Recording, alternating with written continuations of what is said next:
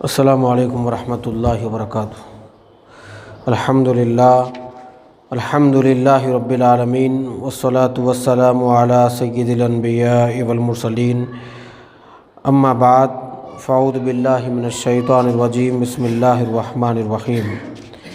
انا اعطیناک الکوثر، وقال اللہ تبارک و تعالی فی شان حبیبہ اجلالا و اکراما، ان اللہ وملائکتہ یصلون علی النبی یا ایہا الذین آمنوا صلوا علیہ وسلموا تسلیما۔ اللہم صلی علی سیدنا حبیبنا مولانا محمد وعلی آلہ وصحبہ افضل صلواتک وعدد معلوماتک وبارک وسلم۔ عزیزان محترم، اللہ جل شانہ کا بہت بڑا احسان ہے، فضل و کرم ہے۔ اللہ رب العزت نے ہم کو نبی مکرم تاجدار حرم احمد مجتبیٰ محمد مصطفیٰ صلی اللہ علیہ وسلم کی امت بابرکت میں اللہ نے ہمیں پیدا فرمایا ہے، اور سورۃ الکوثر کے حوالے سے مختصر سی گفتگو آپ حضرات کے سامنے چند جمعہ سے عرض کرنے کی سعادت حاصل کی جا رہی تھی۔ گزشتہ جمعہ آپ حضرات کو بتایا گیا تھا کہ الکوثر سے مراد شفاعت مصطفیٰ صلی اللہ علیہ وسلم بھی لیا گیا ہے۔ حضور اکرم صلی اللہ علیہ وسلم کی شفاعت ساری امت کے لیے اس طرح ہے کہ تاجدار کائنات صلی اللہ علیہ وسلم نے ایک جگہ ارشاد فرمایا، جس کو امام عشق و محبت امام احمد رضا خان فاضل بریلوی رحمۃ اللہ علیہ نے اپنی کتاب الشفاعت کے اندر ایک رسالہ ہے، اس میں آپ نے اس حدیث کو نقل کیا ہے کہ حضور صلی اللہ علیہ وسلم ارشاد فرماتے ہیں کہ روئے زمین پر جتنے پتھر ہیں، جتنے کنکریاں ہیں، ان سے بھی زیادہ میں میری امت کے لوگوں کی شفاعت کروں گا۔ یعنی حضور اکرم صلی اللہ علیہ وسلم کی شفاعت اتنی زیادہ ہوگی کہ زمین کے کنکر اور پتھر کم ہوں گے، امت مصطفیٰ صلی اللہ علیہ وسلم کی اتنی زیادہ شفاعت کی جائے گی۔ تو حضور اکرم صلی اللہ علیہ وسلم کو جو شفاعت کا مقام محمود جو آپ کو عطا کیا گیا ہے، یہ سوائے تاجدار کائنات صلی اللہ علیہ وسلم کے کسی اور نبی کو اللہ تبارک و تعالیٰ نے یہ مقام عطا نہیں فرمایا۔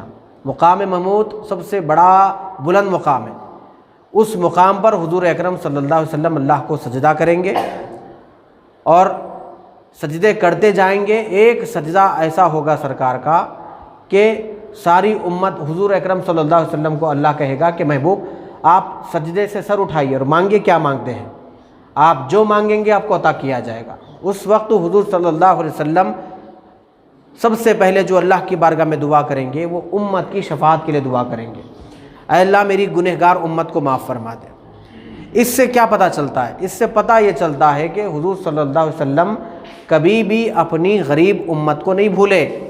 جب حضور دنیا میں باحیات تھے، ہمیشہ اپنی امت کے لیے روتے رہے، ہمیشہ اپنی امت کے لیے دعائیں کرتے رہے۔ حضور اکرم صلی اللہ علیہ وسلم جب میدان محشر میں آپ اٹھائے جائیں گے اپنے قبر مبارک سے، سب سے پہلے اول آپ ہی اٹھائے جائیں گے، اس وقت بھی حضور صلی اللہ علیہ وسلم افراط تفریح کے ماحول میں سب سے پہلے جس کو یاد کریں گے وہ ہم اس گنہگار امت کو ہی یاد کریں گے۔ تو جب آقا ہم کو نازک موقع پہ یاد کر رہے ہیں تو ہم حضور اکرم صلی اللہ علیہ وسلم کو ہر موقع پر یاد کرنا چاہیے۔ اسی لیے اہل سنت و جماعت کا مزاج ہوتا ہے کہ حضور اکرم صلی اللہ علیہ وسلم کا تذکرہ ہر اعتبار سے کرتے رہتے ہیں، کسی نہ کسی اعتبار سے۔ گھر جو نہ کوئی سالانہ فنکشن ہو گیا تو اس میں سلام پڑھتے ہیں، حضور کا ذکر ہو جاتا ہے، یا نعتیہ محفل پڑھتے حضور کا ذکر ہو جاتا ہے۔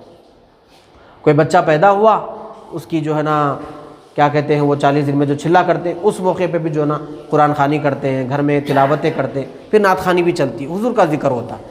اچھا کسی کا انتقال ہو گیا، چہلم کا موقع، برسی کا موقع آیا، سرکار کی مدح سرائی کرتے ہیں، کیونکہ بھائی حضور اکرم صلی اللہ علیہ وسلم نے ہم کو کبھی نہیں بولا، تو وفاداری تو یہ ہے کہ ہم بھی حضور کو کبھی نہ بھولیں۔ سیدھی بات ہے نا، جب سرکار ہمیں کبھی نہیں بول رہے، وہ بھی نازک موقعوں پر نہیں بول رہے، قیامت سے بڑا بھی نازک موقع کوئی ہے میرے بھائی؟ اس سے بڑا نازک موقع کوئی نہیں ہے ہمارے لیے، کیونکہ وہاں آر یا پار والا معاملہ ہے، یا تو سیدھا جنت میں جانا ہے یا تو سیدھا دوزخ میں جانا ہے۔ ایسے نازک موقع پر حضور اکرم صلی اللہ علیہ وسلم ایک اعلان کر رہے ہیں کہ انا لہا، میری طرف آؤ، میں تمہاری شفاعت کروں گا، ٹھیک ہے؟ تو اس لیے ہر وقت سرکار دو عالم صلی اللہ علیہ وسلم کا ذکر کرنا چاہیے، آپ کو یاد کرنا چاہیے۔ اور دیکھیے آپ کو کیسا مقام اللہ نے عطا کیا۔ پھر حضور فرما رہے ہیں مجھے اتنے مقامات عطا کیے گئے ہیں لیکن اس پہ مجھے فخر نہیں ہے۔ وہ بات آپ نے کیوں فرمائی؟ دیکھیے حضرت انس بن مالک بیان کرتے ہیں کہ رسول اللہ صلی اللہ علیہ وسلم نے فرمایا لوگوں میں سے سب سے پہلے میں جنت کی شفاعت کروں گا۔ انبیاء کرام میں سے کسی بھی نبی کی اتنی تصدیق نہیں کی گئی جتنی میری تصدیق کی گئی۔ انبیاء میں بعض نبی تو ایسے ہیں کہ ان کی امت میں ایک شخص کے علاوہ اور کسی نے ان کی تصدیق نہیں کی۔ اس حدیث شریف سے معلوم ہوا کہ حضور صلی اللہ علیہ وسلم سب سے پہلے شفیع ہوں گے، بدرجہ اولا سب سے زیادہ مقبول الشفاعہ ہے۔ حضور اکرم صلی اللہ علیہ وسلم کی شفاعت سے پہلے کوئی بھی شفاعت نہیں کر سکے گا اور حضور اکرم صلی اللہ علیہ وسلم کو ہی اجازت دی جائے گی۔ یہ کانسیپٹ جو دل و دماغ میں بیٹھا ہوا ہے کہ کوئی کسی کا نہیں ہوگا، کوئی کسی کا نہیں ہوگا بھائی؟ آیت الکرسی میں تو میں تو گزشتہ جمعہ بتایا تھا کہ من ذا الذی یشفع عندہ الا باذنہ، اللہ جسے اجازت دے گا وہ برابر شفاعت کرے گا، ٹھیک ہے؟ تو گھر کا حافظ قرآن شفاعت کر سکتا تو جس کے صدقے میں اللہ تبارک و تعالیٰ نے جو ہے نا ساری کائنات کو وجود بخشا، وہ آقا ہماری شفاعت نہیں کر سکتے؟ اچھا جو شفاعت نہیں ہوں گی، جو کہا گیا نا قرآن مجید میں بار بار، وہ کافروں کے لیے کہا گیا بھائی صاحب، مومنوں کے لیے نہیں کہا گیا کہ تمہارا کوئی شفیع نہیں ہوگا قیامت میں، تمہارا کوئی شفیع نہیں ہوگا۔ یہ کافروں کے لیے کہا گیا، یہ منافقوں کے لیے، بدبختوں کے لیے کہا گیا کہ تمہارا کوئی شفیع نہیں ہوگا، تمہارا کوئی۔ لوگ قرآنی ان آیات کو جو کافروں کے حق میں نازل ہوئی ہے، بدنصیبی کی بات یہ ہے کہ ان آیتوں کو نکال کے مومنوں کے جو نا پیشانیوں پہ جو نا چسپاں کرتے ہیں، یہ غلط بات ہے۔ جو آیت کافروں کے حق میں، اچھا کافر کیا کرتے تھے؟ دیکھیے آپ، اپنے لات عزا کے نام پر جانور کو ذبح کرتے تھے، تو اللہ تبارک و تعالیٰ نے کہا کہ غیر اللہ کے نام پر جو جانور ذبح ہوتا ہے وہ حرام ہے۔ یہ آیت نازل ہوئی کافروں کے بارے میں، اور ہمارے بھائی لوگ کیا کرے، اس آیت کو نکال کر اہل سنت و جماعت کی پیشانی پہ لگا دیے، یہ بولے کہ تم لوگ یہ 11ویں 12ویں میں جو بکرے ذبح کرتے، یہ جو تم دعا کرتے ہو نا، یہ حرام ہے، اس لیے کہ اس کو نام دیا گیا شیخ عبد القادر جیلانی کا، اس کو نام دیا گیا محمد عربی کا، لہذا حرام ہے۔ یہ لوگوں کو یہ بات نہیں معلوم ہے کہ بوقت ذبیحہ، یعنی جس وقت جانور کو ذبح کیا جاتا ہے، کم سے کم 3rd کلاس پڑھا ہوا بندہ اہل سنت و جماعت کا وہ نیاز تو کرتا ہے غوث پاک کی، لیکن بوقت ذبح وہ غوث پاک کا نام نہیں لیتا بلکہ اللہ اکبر کہتا ہے، بسم اللہ ہی اللہ اکبر کہتا ہے۔ تو وہ حرام کہاں سے ہوا؟ اس کی نیت یہ ہوتی ہے یہ جو جانور میں ذبح کرا، اس میں سے جتنا لوگ گوشت کھائیں گے، اس سے جتنے لوگ سیراب ہوں گے، شکم شیر ہوں گے، اس کا ثواب حضرت غوث پاک کو پہنچے، یہ مقصد ہوتا ہے۔ وہاں آیت نازل ہوئی کافروں کے بارے میں اور وہاں سے نکال کے لگا دیے مومنوں کے اوپر۔ یہ ظلم ہوا کہ نہیں ہوا؟ ستم ظریف بھی ہے کہ نہیں؟ یہ بولیے آپ۔ اسی لیے میرے بھائی جو کچھ بھی پڑھنا ہے تھوڑا دیکھ سمجھ کے پڑھنا، یہ اتنا آسان دن نہیں ہے۔ ایک 500 پیجز والی کتاب پڑھ لیے یا پھر جو نا 4-5 دن کسی سے جو نا جا کے کہیں جا کے بیٹھ کے آ گئے اور بولے کہ یہ غلط ہے، یہ رانگ ہے، یہ رائٹ ہے، یہ صحیح ہے۔ یہ آپ کو کس نے حق دیا کہ یہ غلط ہے، یہ صحیح ہے بولنے کے لیے؟ آپ کیا ہے؟ آپ عالم ہیں؟ آپ نے مولوی پڑھا، آپ نے عالم پڑھا، آپ نے فاضل پڑھا، آپ نے کامل پڑھا، آپ کیا ہے؟ اور ہمارے بھی لوگ ایسے کہ سامنے والے کا کوالیفیکیشن نہیں دیکھتے، وہ جو بولا اس کی بات سن لیتے۔ دین اتنا آسان نہیں ہے میرے بھائی۔ اگر دین اتنا آسان ہوتا تو یہ نہیں کہا جاتا تھا کہ آسمانی کتابوں کا نچوڑ قرآن میں ہے، قرآن کا نچوڑ جو ہے نا سورہ بقرہ میں ہے، سورہ بقرہ کا نچوڑ سورہ فاتحہ میں ہے، سورہ فاتحہ کا نچوڑ بسم اللہ میں ہے، بسم اللہ کا نچوڑ با میں ہے، با کا نچوڑ با کے نقطے میں ہے۔ اتنا نہیں کہا جاتا تھا۔ اور مولا کائنات یہ نہیں فرماتے تھے اگر میں لکھنے بیٹھتا تو سورہ فاتحہ کی اتنی تفسیر لکھتا کہ 7 اونٹ مل کر بھی اسے ڈھو نہیں سکتے تھے، اتنی تفسیر لکھتا تھا۔ اتنا سمندر ہے یہ، جتنا غوطے ماریں گے اتنے ہیرے جو ہے نا جواہرات ملیں گے، ہیرے ملیں گے۔ اور ہمیشہ جو ہے نا ہماری زبان اتنی آسان ہو گئی نا، فری کی بغیر GST والے زبان ہو گئی جی، جو چاہے منہ کو بولے، جو چاہے منہ کو بولے۔ اگر حکومت کیندر سرکار اگر اس پہ اگر روک لگاتی کہ بھائی آپ جو بھی بولیں گے تو آپ کی زبان پہ 18% GST لگے گا، تو اتنا کوئی نہیں بولتا تھا۔ فری کی زبان نا آتی ہے باہر، آتی ہے بولتی ہے چلے جاتی ہے، ایسا نہیں ہے۔ پہلے پڑھنا پڑتا ہے، مدرسہ جوائن کرنا پڑتا ہے، کم سے کم جوائن نہیں کرے تو جس کو معلوم ہے اس کی صحبت میں رہنا، سنگت میں رہنا، گرامیٹیکل جو نا فارمولے سیکھنا، اس کے بعد سب آتا ہے۔ پھر ایک حدیث شریف کیا ہے دیکھیے آپ، حضرت عبداللہ بن عباس تو بات میں یہ بول رہا تھا کہ آیت کدھر نازل ہوئی اس کا پہلے شان نزول دیکھ لینا، یہ آیت کس کے بارے میں نازل ہوئی پہلے وہ دیکھ لینا، دیکھ کے بات کرنا۔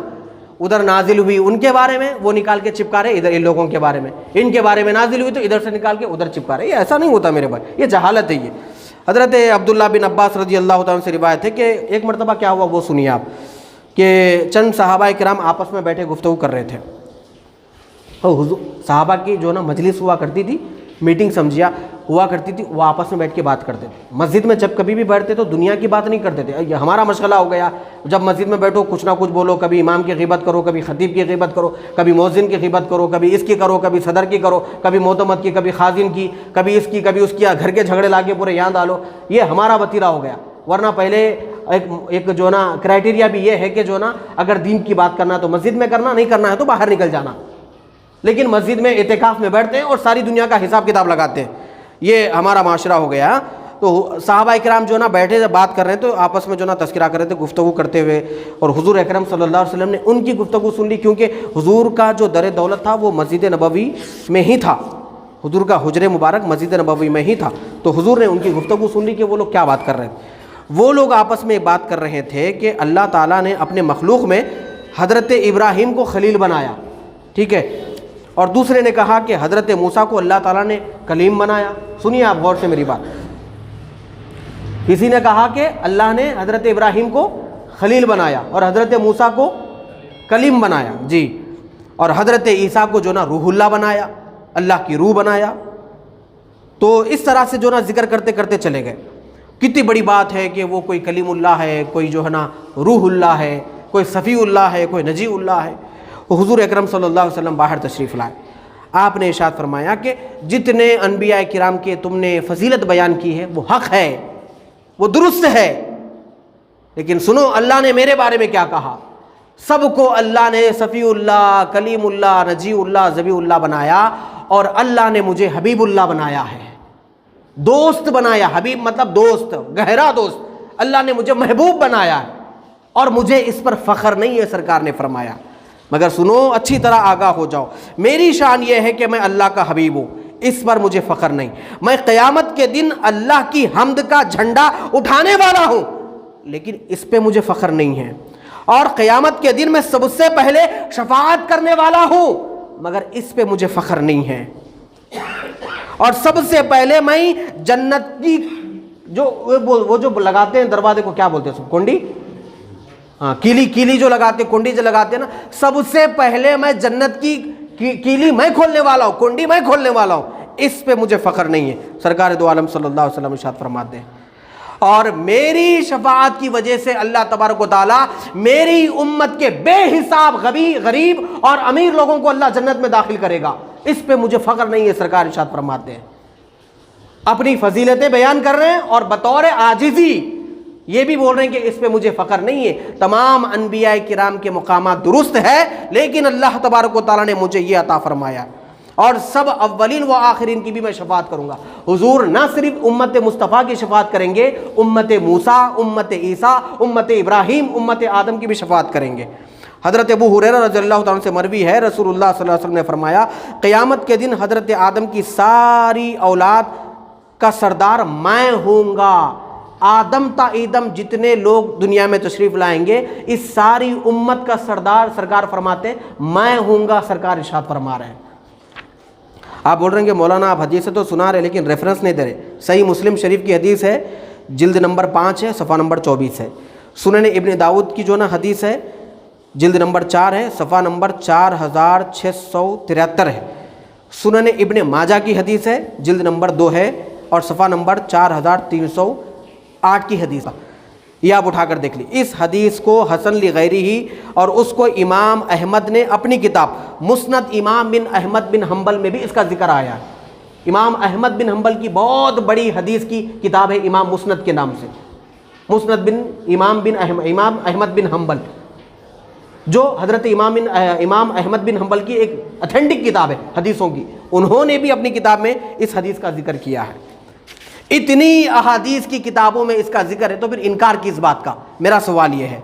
حضرت آدم بن علی کا بیان ہے کہ میں نے حضرت ابن عمر کو فرماتے ہوئے سنا، قیامت کے روز لوگ گروہ در گروہ اپنے پیغمبروں کی تلاش کریں گے، ادھر ادھر جاتے رہیں گے، آخر میں شفاعت کے لیے سرکار جو نا بلائیں گے۔ اس حدیث کو کس نے روایت کیا؟ حضرت ابو ہریرہ نے روایت کیا ہے۔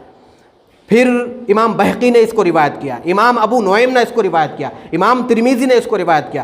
الترغیب والترہیب یہ حدیث کی بہت بڑی کتاب ہے، اس میں بھی اس حدیث کو روایت کیا۔ امام ابن جریر نے اپنی تفسیر جریر میں بھی، تفسیر طبری میں بھی اس کو روایت کیا۔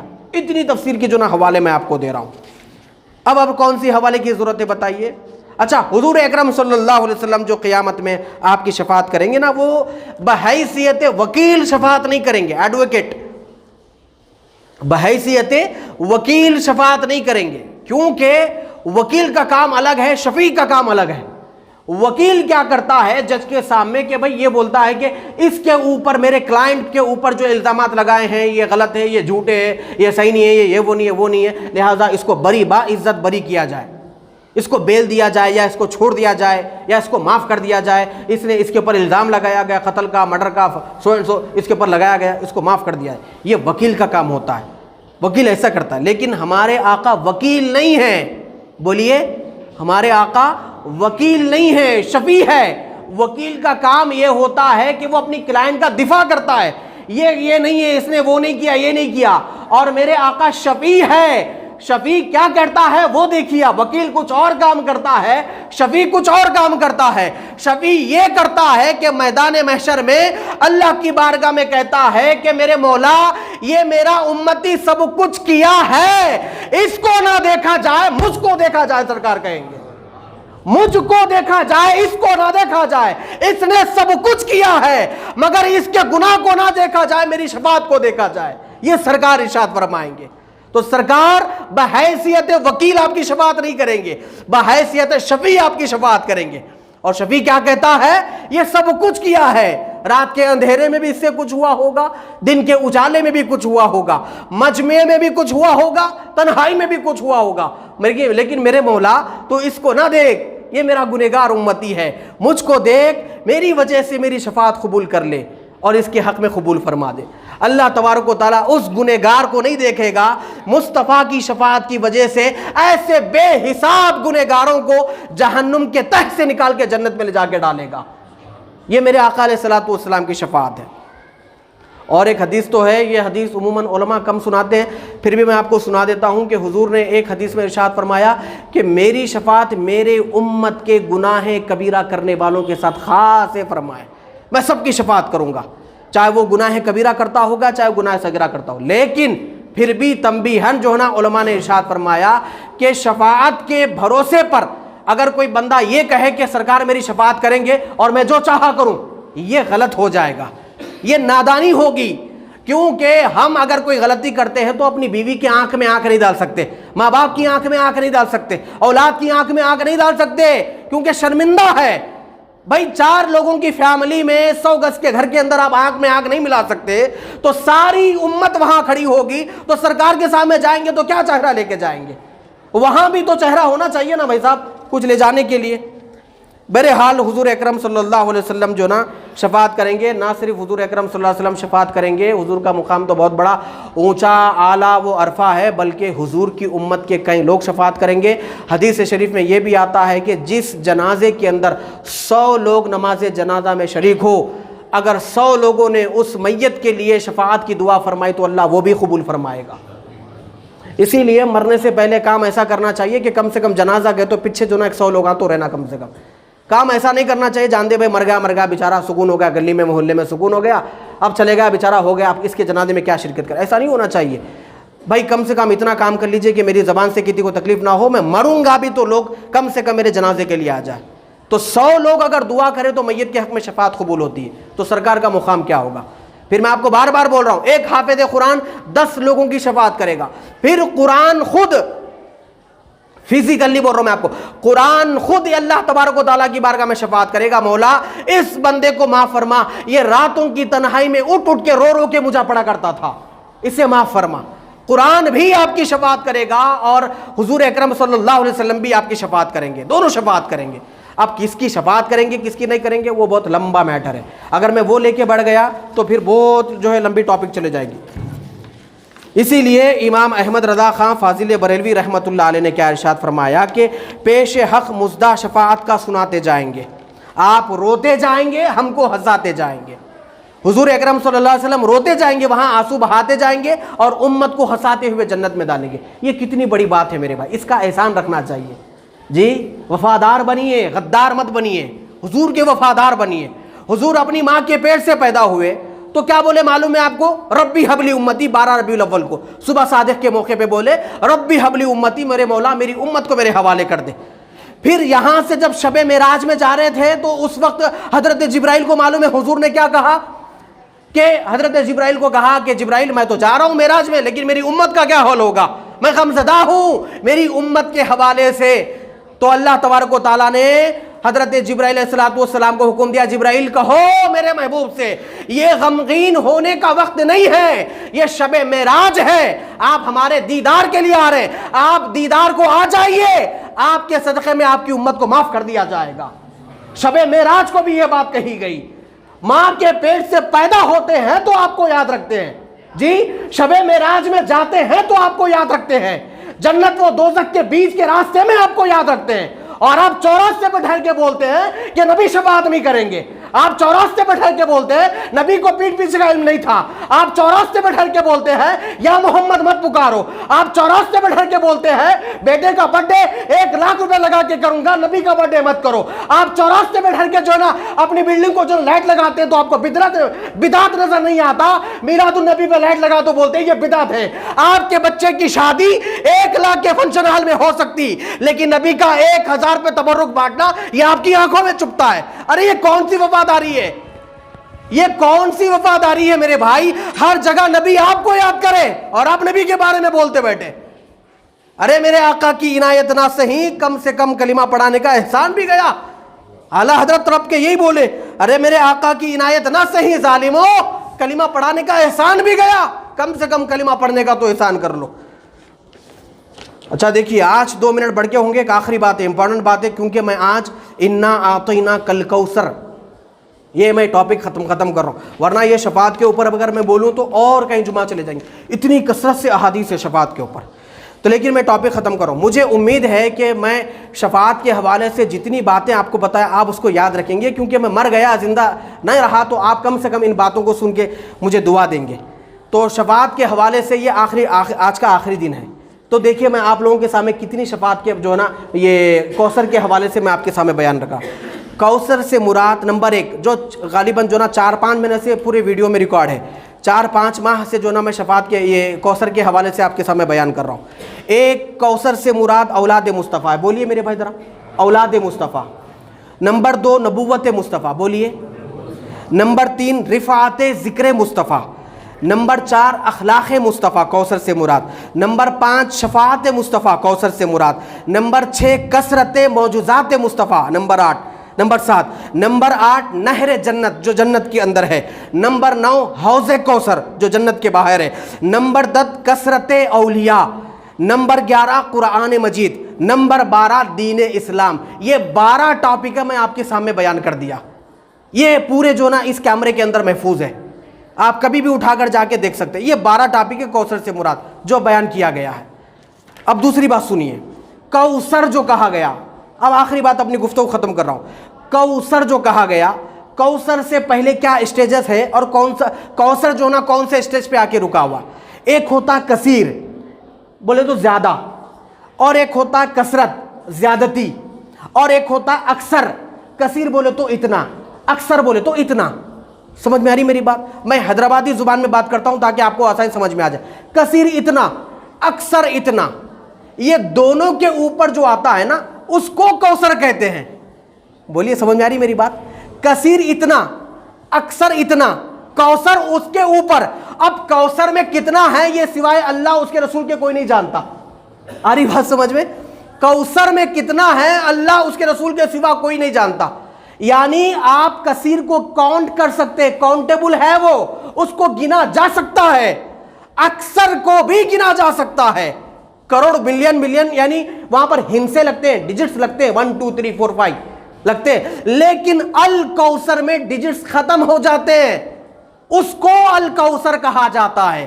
تو اللہ نے پیارے محبوب کو کثیر نہیں دیا، اکثر نہیں دیا، بلکہ کوثر عطا فرمایا ہے۔ اور اللہ کا کوثر کیا ہے وہ دیکھیے۔ اب اگر میں بولوں کہ میرا اکثر کیا ہے، میرا کثیر کیا ہے، میری کثیر یہ ہے کہ میں کہنے کم سے کم جو نا 1000 ایکڑ کی زمین ہے، یہ میری کثیر ہے، میں کہنے بہت ہے۔ اچھا میرا اکثر یہ ہے کہ میرے پاس 1 کروڑ روپے کی جو نا مالیت ہے، 5 کروڑ کی مالیت ہے، امبر پیٹ کے ہر محلے میں میرے نام پہ گھر ہے، اور یہ دکان پہ روڈ پہ جتنے بھی دکان ہے پورے میرے نام کے چھے، ایک ایک ملیہ گرا 10,000 روپے آتا، یہ میرا اکثر ہے، یہ میرا بہت کچھ ہے، یہ دنیا ہے، یہ مخلوق ہے۔ پھر بھی یہاں سے مل گیا شروع کرے تو وہاں تک ختم ہو جاتے، پراپرٹی یہاں سے گنو تو وہاں تک ختم ہو جاتی۔ لیکن اللہ کا اکثر اور قلیل کیا ہے ذرا وہ دیکھیے۔ اچھا میرا قلیل کیا ہے؟ قلیل کا کثیر کا اپوزٹ ورڈ قلیل ہے۔ کثیر بولے تو بہت، قلیل بولے تو تھوڑا۔ کیا ہے بولیے؟ قلیل بولے تو، کثیر بولے تو۔ اللہ تبارک و تعالیٰ دنیا کو پیدا کر کے کیا بولا ذرا وہ دیکھیے، قل متاع الدنیا قلیل۔ کیا بولا اللہ تعالیٰ؟ بولو بھائی، قل متاع الدنیا قلیل۔ محبوب آپ بتا دیجئے دنیا تھوڑی ہے۔ کیا بول رہا اللہ تعالیٰ؟ آپ ذرا مسجد میں کتنے فیانہ ہیں، کتنے لیٹا ہیں، کتنے لوگ بیٹھے ہوئے، کس کے جیب میں کتنے پیسے گن سکتے آپ؟ اتنے لوگوں کو نہیں گن سکتے تو پورے ورلڈ کی چیزوں کو گن سکتے؟ گھر میں اناج ہے، غلہ ہے، پیسہ ہے، الماریاں ہیں، سامان گن سکتے اپن؟ اتنے بڑے ورلڈ کو اللہ تعالیٰ کیا بول رہا؟ محبوب آپ یہ لوگوں کو بولیے جو دنیا کے پیچھے پڑے ہوئے ہیں، قل متاع الدنیا قلیل، ارے یہ دنیا بہت کم ہے۔ تو اب سوچنا پڑے گا مولا تیرا قلیل کا یہ حال ہے کہ اس کو گن نہیں سک رہے، تو تیرا کثیر کا حال کیا ہوگا؟ میری بات سمجھ میں آ رہی نہیں آ رہی بھائی؟ کھلا کھلا بولی، آ رہی کہ نہیں آ رہی؟